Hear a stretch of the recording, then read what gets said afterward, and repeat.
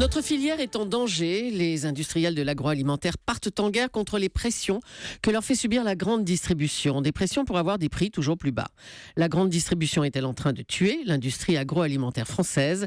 C'est la question qui fâche de 7h15 sur Europe 1. Et pour y répondre, nous vous avons invité ce matin Jacques Cressel. Bonjour. Bonjour. Vous êtes le délégué général de la Fédération du commerce et de la distribution. Je vais le dire plus simplement, vous représentez Auchan, Carrefour et consorts, je ne me trompe pas. Tout à fait. Est-ce que vous reconnaissez que depuis 2 ans, surtout 2 ans, vous mettez une pression toujours plus forte sur vos fournisseurs ? Non, ceci est inexact. Ce qui vient d'être dit par certains industriels agroalimentaires, c'est la énième manifestation de leur part d'un combat permanent qu'ils mènent contre leurs clients, ce qui est assez curieux, et qui est un combat à la fois injustifié et stérile.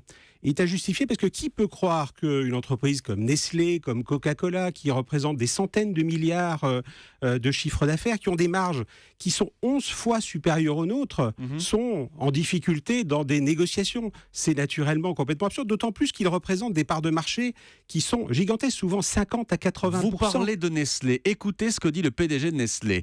Quand vos équipes doivent attendre 8 heures, dont 3 enfermés dans un box, un bureau minuscule pour signer un accord à 23h30, je n'appelle pas ça de la négociation, j'appelle ça une garde à vue. Je pense que, d'abord, ce qu'il a dit est totalement inadmissible, ne correspond en rien à la réalité, c'est une insulte vis-à-vis de nos salariés.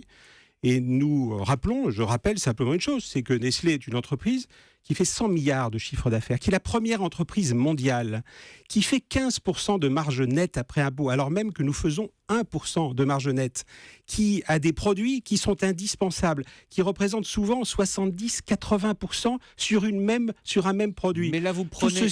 Tout ceci est complètement absurde et malheureusement, ce qui a été dit ces jours-ci émane justement de ces entreprises-là. Il faut arrêter ce combat qui consiste à croire que la baisse des prix, c'est la faute des distributeurs ou c'est la faute des industriels. C'est tout simplement le résultat d'une situation économique dans laquelle il y a une baisse du pouvoir d'achat, il y a une baisse du cours des matières premières. Il n'y a aucune raison que ces grandes entreprises conservent cette rente. Vous donnez l'exemple de Nestlé, mais l'industrie agroalimentaire qui s'attaque à vous aujourd'hui et qui dit que vous mettez trop de pression, elle invente les 646 faillites comptabilisées dans ce secteur-là depuis 2 ans ? Elle invente des chiffres, puisque ce matin même, les chiffres de 2014 sont sortis.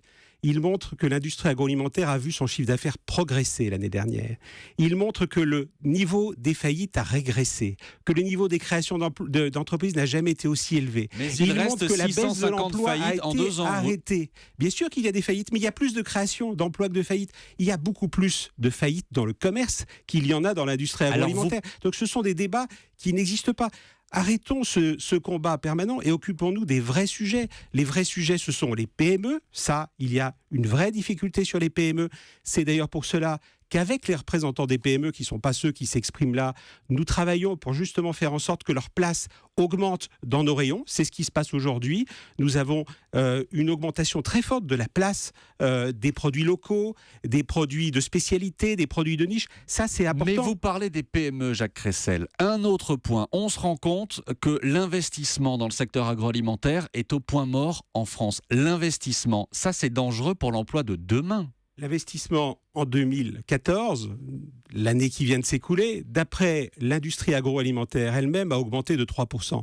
Ne disons pas que c'est au point mort. L'industrie agroalimentaire se porte beaucoup mieux que l'ensemble de l'industrie française. Il se trouve que chez nous, dans la grande distribution, qui, je rappelle, emploie 2 fois plus de salariés que l'industrie agroalimentaire, comme et qui fait des dans bénéfices d'autres confortables, quand on parle par exemple de Carrefour.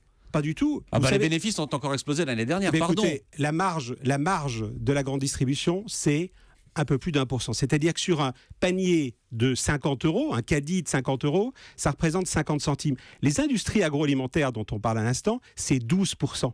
C'est-à-dire que ce n'est pas 50 centimes, c'est 6 euros. On n'est pas du tout dans les mêmes ordres de grandeur. Et c'est très bien, je suis ravi que ces entreprises gagnent de l'argent, mais qu'elles le réinvestissent, qu'elles arrêtent de crier. Nous arrivons à travailler tous les jours bien avec les représentants des PME. Naturellement, il faut aller encore plus loin. Avec les représentants agricoles, nous avons cette année conclu des accords dans le domaine du lait, qui est un secteur extrêmement sensible. Nous sommes en train de travailler à faire en sorte les professionnels du lait qui ont signé l'appel pour cesser les pressions. non. Hein. Les industriels du lait, mais les producteurs de lait, eux, se sont félicités. Je vous confirme, les se sont industriels du lait. félicités des négociations en disant qu'elles s'étaient bien passées. Les industriels du lait, qui sont des grandes entreprises multinationales dont je ne citerai pas les noms, sont naturellement toujours en combat sur tout ceci. Là aussi, c'est totalement injustifié. C'est surtout Je stérile. reviens sur un Travaillons point. ensemble plutôt que de se combattre. Un point que vous avez donné, Jacques Ressel, je rappelle que vous représentez la grande distribution. Vous dites que ces baisses de prix profitent avant tout au pouvoir d'achat de vos clients. Bien sûr. Et doivent profiter. Sauf que ça ne colle pas avec cette procédure qui a été lancée par la répression des fraudes contre Intermarché. Intermarché soupçonné d'avoir imposé des prix d'achat très bas à ses fournisseurs, simplement, et c'est écrit dans le contrat, information révélée par le Figaro hier, simplement pour avoir la garantie de maintenir ses bénéfices. Écoutez, je n'ai aucune information sur ce sujet qui, en plus, concerne une entreprise qui n'est pas membre de notre fédération. Ce que je peux vous dire, c'est que quand on regarde globalement les choses, les consommateurs sont intelligents. Les consommateurs, ils ont, l'année dernière, réinvesti la totalité des baisses de prix en achetant plus de produits et en achetant des produits de meilleure qualité. Ça ne veut pas dire pour autant que la baisse des prix soit une bonne chose. Nous sommes tous opposés à cette baisse de prix. Nous souhaitons que la conjoncture redevienne positive et permette justement de réaugmenter légèrement les prix de façon à ce que tout le monde vive. Il faut que les industriels, il faut que les agriculteurs, il faut que la grande distribution vive correctement du travail qui est fait. Et nous avons la chance en France d'avoir une grande distribution qui est enviée dans le monde entier, avec un choix de produits absolument exceptionnel, avec des salariés extrêmement motivés. Arrêtons de passer notre temps à la critiquer. Pour que les choses soient claires, vous parlez de pouvoir d'achat depuis le début de cette interview, mais là vous dites on est prêt à augmenter un petit peu les prix pour que tout le monde vive mieux. Ce que je dis, c'est qu'il est normal, dans une période dans laquelle il y a de la croissance, que les prix augmentent légèrement. Faut-il, naturellement, qu'il y ait de la croissance ?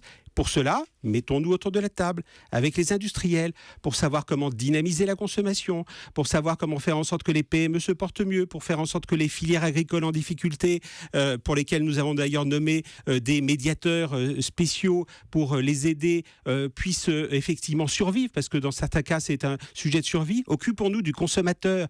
Les industriels, visiblement, il y a longtemps qu'ils n'ont pas vu un consommateur.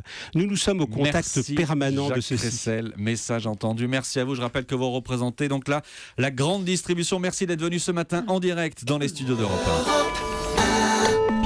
1.